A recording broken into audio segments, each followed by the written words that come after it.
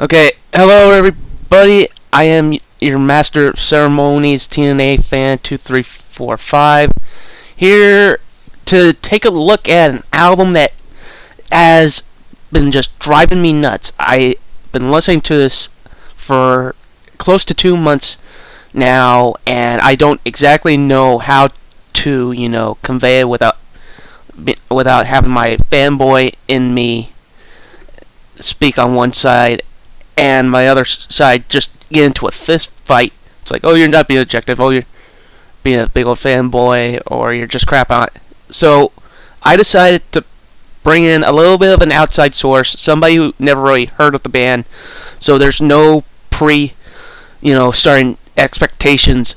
It's Mufasa Fernando. How you doing, man? Alright.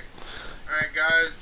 Mufasa here, and like I said, I'd never heard of this band ever, and he just wanted me to hear it, and yeah, we're gonna do a review on it, because, yeah, like I said, I think it's a good idea, so... Yeah, so Dream Theater has been around since the late 80s, and even further beforehand as a band known as Majesty. And this is, I believe, their 12th studio album. And in general, by far, if this is how I'm gonna, put it out there. If you are a fan of Dream Theater, you kind of gotta lower your expectations. This is probably, in my opinion, their worst album, which is not a bad thing in the slightest. Like I said, I can't really have an opinion on that, because this is the only CD I heard, and to me, from an outsider, I think this, like I said, it's a good CD, but like I said, I looked at this I'm and somebody handed me the CD and wanted me to hear it. So, like I said, like I said, we'll state more when we talk about each, however we do it. I'll talk. Oh, we're gonna. So more or less, we're gonna do it track by track, our general thoughts, and and overall what's good and what's bad about it. So we start off with the first track, False Awakening Suite, which, in my opinion, is like this intro thing. It's like, okay, here's what we have to offer with this album. These are what the elements we're going to be using. So I hope you enjoy the show. Yeah, I kind of agree with that. That's where more thing is like, welcome to the beginning of the craziness. That's what I really felt when I heard this first song.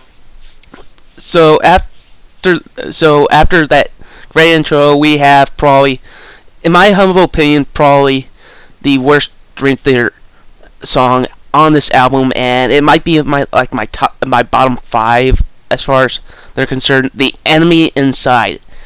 Obviously, I absolutely hated this track. What about you, man? Like the intro, it was actually really good, but like I said, after that, it kind of dipped. Like, I kind of agree. The songs, it is a little catchy, but yeah. Yeah, and for them to really use this as a debut song, this was released about 2 or 3 weeks before the album came out, and I went, what the heck? And in further analyzation, I went and I saw a cover of this, and they really exposed it for what it was. It really did feel like it had a pecking order, where at the top was vocals, then it was guitar, then it was drums, then at the bottom there was barely any kind of bass whatsoever to it. Yeah, it was a weird song in my personal opinion. Like, I don't know, it was just crazy how... It was one of those, darker Dream Theater songs that seemed like it didn't really mesh with all too well. I can see people liking it. I can see people disliking it, yeah. Like I said, it's 50-50. It depends on how much you really like this group, because, like I said, I can give you, some of this, but here's the thing. Maybe the song will grow on you after a while, because, one of my favorite bands is actually Linkin Park, and their Reanimation, I think it's Reanimation CD, I can't think what that was, the CD, but people will know what I'm talking about when they hear this. Yeah. I used used to hate some of the songs on that because I thought it was bad. Like, some of the songs I thought were really bad how they did it, but then the songs, after you hear it so long, grew on me. That's how I love, that's one of my favorite CDs from them. Yeah, that was... That one and their first one were probably the two best CDs they ever did. Pardon the interruption, but I had the same kind of feeling with an older album known as Systematic Chaos, where I hated it because I hated how dark it was, how depressing some of the songs, such as The Ministry of Lost Souls was. Then I took a break from it. I went back and I realized, there are some really just awesome songs, such as Forsaken, and that I don't think Enemy Inside has that same value to it. Yeah, I see a little bit in it, but not much to really persuade you to liking that song, honestly. I personally didn't like it as well. I really did not like it. Like the beginning of the song, amazing. I'll give the beginning of the song, because I always like intros to a song. Yeah. That really drag you into the song. I get what you mean. Can I get an example, like In the End from Linkin Park? You know that. Yeah. Like that beginning, it drags you into the song. It's like, ooh, nice. It's like, whoa, what the frig is going on here? Then it kind of drags along. The difference after this one is after that part, it goes. It's like, okay, I am noticing every single last flaw in this song. Yeah. Moving on, we have a song that I went from liking it to hating it to, thinking, what, this is kind of cool. It's Looking Glass. Now, if you're a fan of Rush, that opening, guitar bit, it's very similar to a song called Limelight. Yes. I knew I had a feeling, yes. It is like the beginning of Limelight, but like I said, I think Limelight's a little bit... Like this song is good, but Limelight is so much better. Yeah, it's but... just weird. Pardon the interruption, but this feels like a tasteful tribute to songs like Limelight, because it really, even in the lyrics, it feels like, they're paying homage to the whole song known as Limelight. Like, if you looked up lyrics and you looked up, Limelight, and you compared the two, you would look at the Dream Theater song, and you're either going to be like, oh, this is a Limelight rip-off, or you're going to be like, you know what, this is a tasteful tribute to that song. Yeah, understandable, but like I said, many bands look up to some of the older ones, and that's how they get their inspiration sometimes. But, yeah. Like I said, this group is very interesting, because they seem like they like to mix different tastes in their music. Moving on, we have really found nothing of it that really just sticks out as memorable, and I don't know, I'm having a hard time trying to remember it. It might be partially due to my ADHD, but there's nothing really that's gonna be like, oh, that's a really cool element. Can I say, I know Halloween's, probably by the time this is uploaded, it's gonna be Halloween. Yeah, it's gonna be uploaded by Halloween. The song sounds like so Halloween-esque. Like, ding, ding, I'm coming to get you, like... Yeah. Like... Now I'm starting to remember, it's like... Dun, dun, dun, dun, dun. That remind me, of if you want to make, a Halloween techno song. Yeah. That's what it reminds me of, it's like... And then you're like, oh, wait a minute, what the... Wait, what? That's what it reminds me of, like a Halloween techno song. Like, ding, ding, I'm coming to get you. Yeah. Like really, that's what it reminds me of. Yeah, that is probably my most favorite element of it. So, after that, we have the Bigger Picture. This is probably track of the album for me. I love the song. Yeah, I agree with you. Best song on the album. I don't know, we're getting the same opinions, but... Very similar opinions. You and me should start reviewing games and stuff like that. Yeah, I know. Like, I think... Hey, no, sorry. I didn't mean to be kidding. I love the opening guitar riff, then it goes into this... Like I said, this song probably would... I wish was their, they should have debuted with this. The second song. They should have debuted it with a song that we're gonna mention later along for the ride, and not behind the veil, the bigger picture.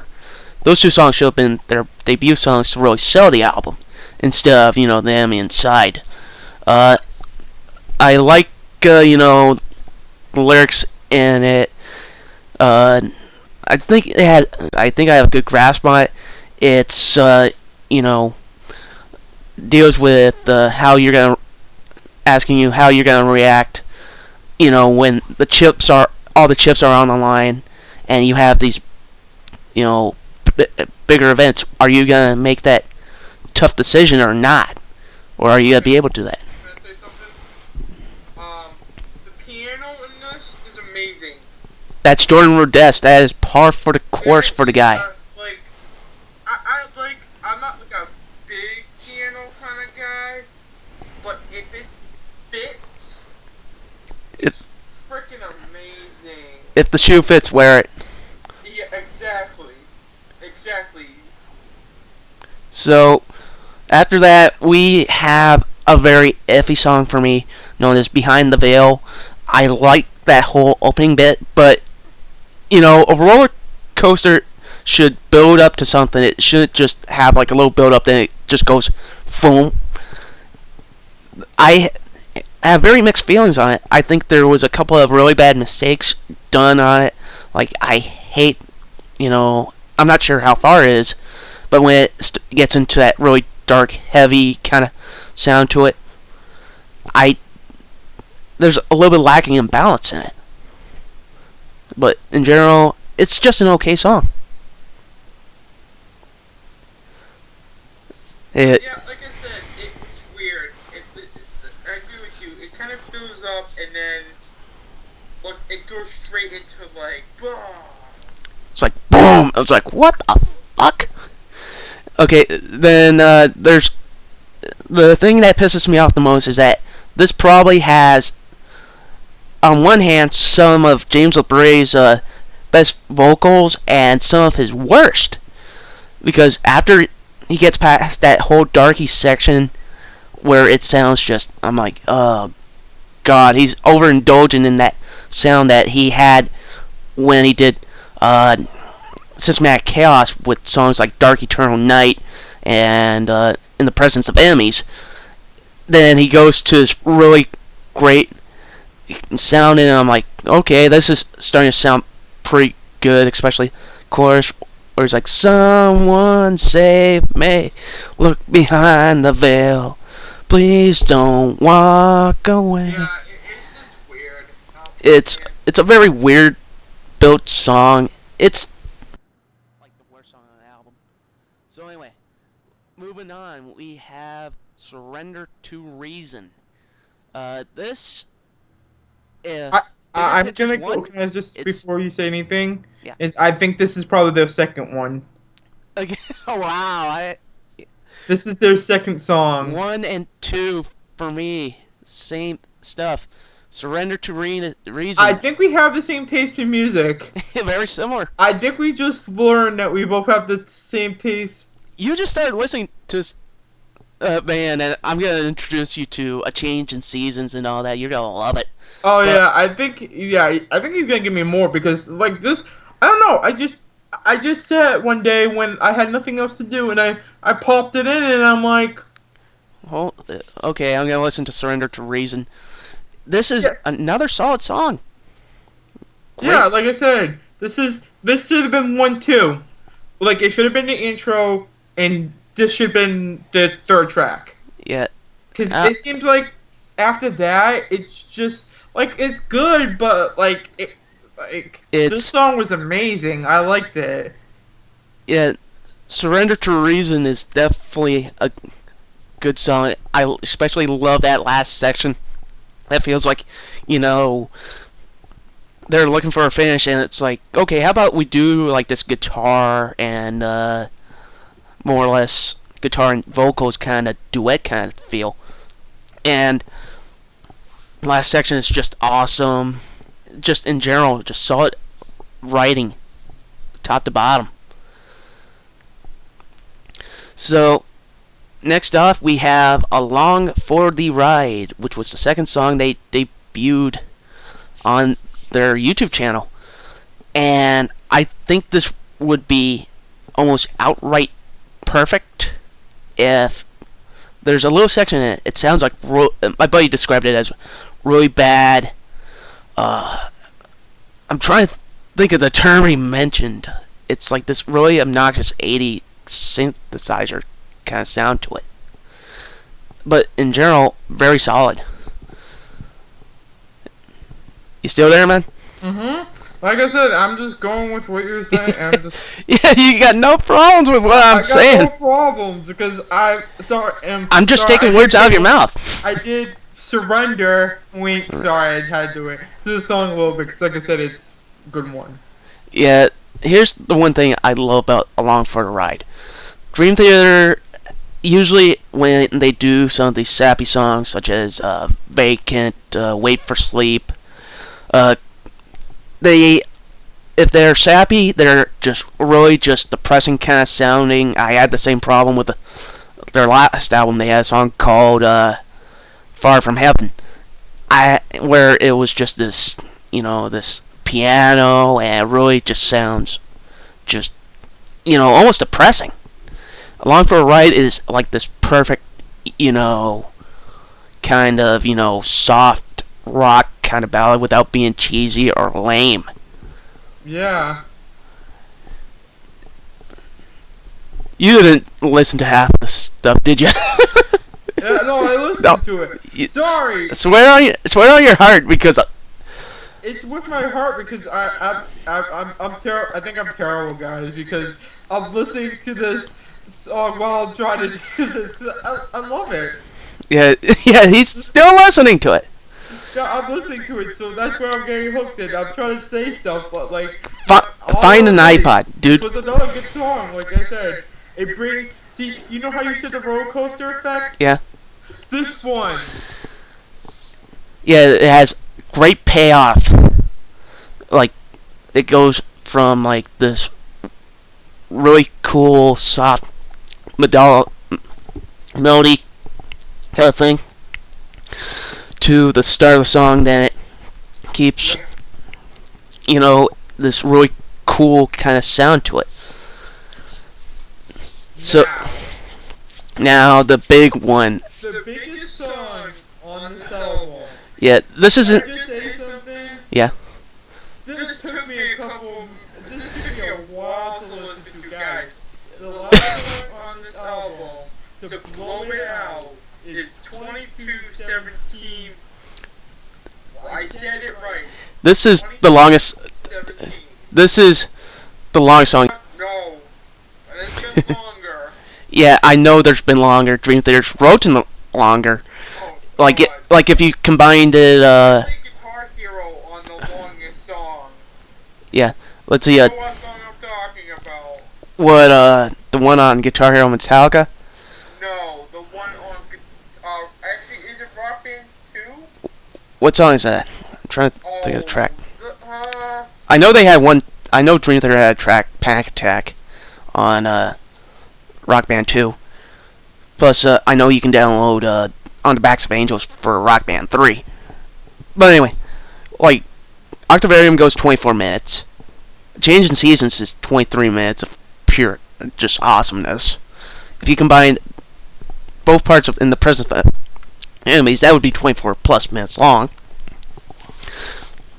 This, out of all these long-ass songs on all their studio albums, this is just me, but this is their worst long songs. And you are putting this, by releasing a 22-minute long song, Dream Theater, you're putting it in the same boat as Ministry of Lost Souls.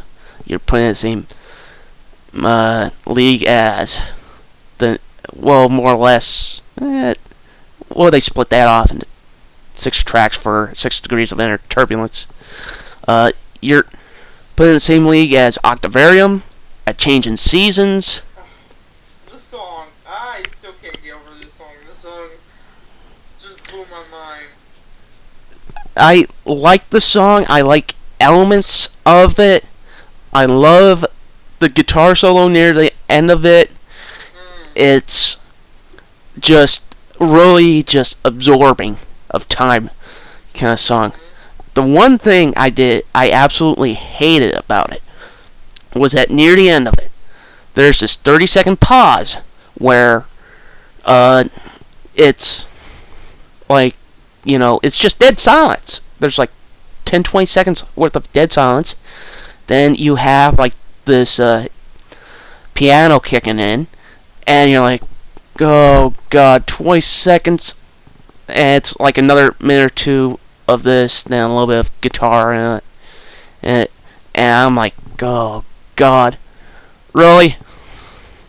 But at the same time, I understand what they're aiming for. It's like, at end of a play where you see everybody who worked on it come out and they bow down to the crowd. They're like, thanks for the show. We hope you liked everything about this. We hope you come next time. And from a design wise, it was done properly. It's just that you really gotta put 20 additional seconds just to make it above average. Like, come on, it's a 9-track album. Could you not snip out, make it like 10 seconds of just dead silence?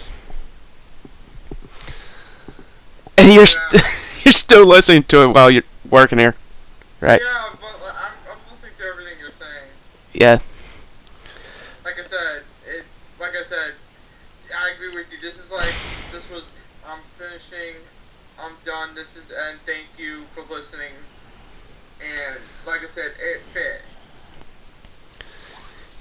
Yeah, so, overall, here's the big question for you.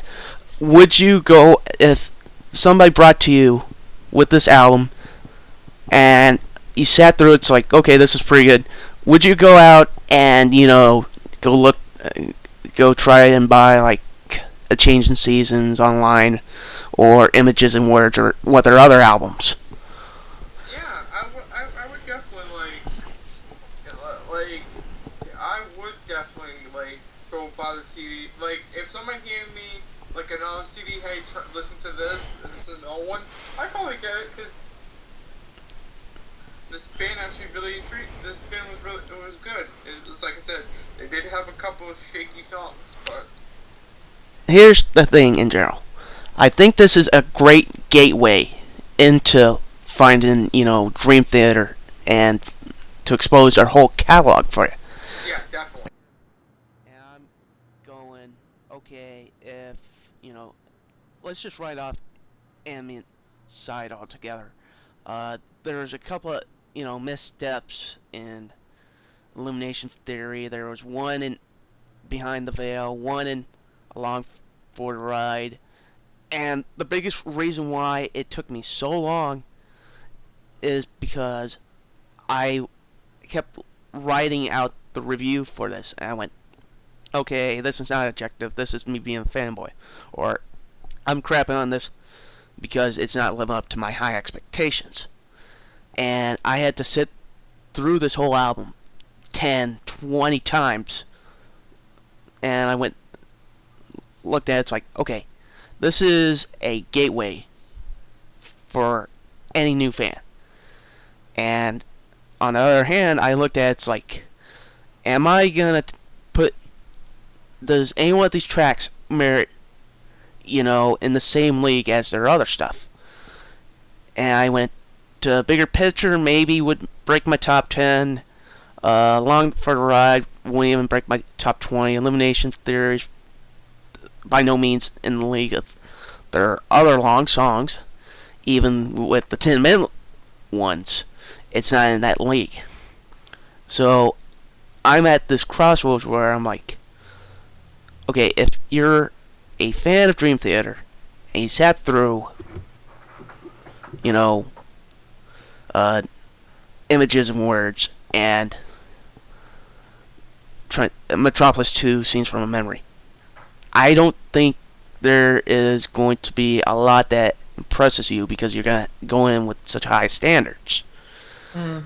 But if you are a new fan who is looking to get into progressive rock, and you've already heard, Pink Floyd and all that from your parents and that, this would be a great gateway. So the fanboy in me kind of wins out. I think this is a decent album, but on the other hand, I would say this is the worst Dream Theater album I've ever heard. Even though A Drastic Turn of Events was very, just mediocre in general. But it's not a bad thing saying that, this worst Dream Theater album ever. That's not a bad thing. That's not a shot at that band. It's just that everything else was, well, you can argue Falling into Infinity because of the impact that album could have had, and Awake, you could argue whether it was good, better than that or not. But it's their worst album, but it's not a shot at all at the band. So, and like I said, for someone who you, like I said, basically handed me the CD and said listen to it in layman's sense, basically, I would definitely say check them out. Like I said, don't go you thinking this is gonna be one of the one of the greatest things you're gonna hear, but it was good. Like I said, just to hear it for my first time, I enjoyed it, and I would definitely go and grab their other CDs. So let's score this bad boy up. What are you gonna give on a scale from 1 to 10? 1 to 10, 10 being highest. Yeah. I honestly would give this CD 7 out of 10. You're just copying me everything here. Are you serious? Are you giving it a 7 out of 10? I swear to God. Okay, the fanboy in me says 8. The guy who wants to be objective says 6. Wow. I'm gonna be in the middle, 7. So, like I said, we both give it 7 out of 10. Yeah, double 7 on this. It's definitely a check out, and definitely hear it for yourself. And like I said, I think once you hear this one, you kind of want to hear other ones. Yeah. Yeah, very much as if somebody said, marijuana's gateway drug to cocaine or whatever. This is a gateway album to 25 years of consistency. Yeah. So the Golden Boys of progressive. Hey, it's the gateway to the dark world. Not. Can we see like a more mismatch kind of thing? I know that Yu-Gi-Oh is not the most popular thing, and progressive metal hasn't been like the forefront of music since probably the 80s and 90s. So it kind of matches that Band of Misfits mentality, but Yu-Gi-Oh is so unrelated to it. So the Golden Boys of progressive rock and metal, they didn't get a home run this time. They got a base hit, which is par for the course, man. So that's it for me. I hope you enjoyed my little retrospective and delving into the fanboy nature of myself when it comes to this band. And me going up to one of my buddies and say, hey, here's the album, check it out. You want to review it with me? Oh, sure. Basically. Yeah, I hope you had as much fun as we did doing this. Yeah, like definitely check it out. Definitely, guys, check it out, hear it, and comment in the section below. And just let us know what you think about it, because I think you wouldn't mind hearing. So definitely hit the comment and just comment whatever you feel like it. And like I said, tell us how you liked it. And like One final thing. In Canada, this album debuted at number 5 on the Billboard Top 200 albums. And it's probably left there since, all these stupid boy bands are just ruining the pop charts, and Simon Cowell's a douchebag who would know a good band and hit him upside the head. I hate to say it, but music's so weird these days, and I don't know. You might, dude, join me on the dark side. Join this big band of misfits who love progressive rock. I'm gonna show you Opeth, and I'm gonna show you Marilyn and all these other weird bands. Yeah. We'll see when it comes down the road. Yeah. Bye. Yeah. Join us along for.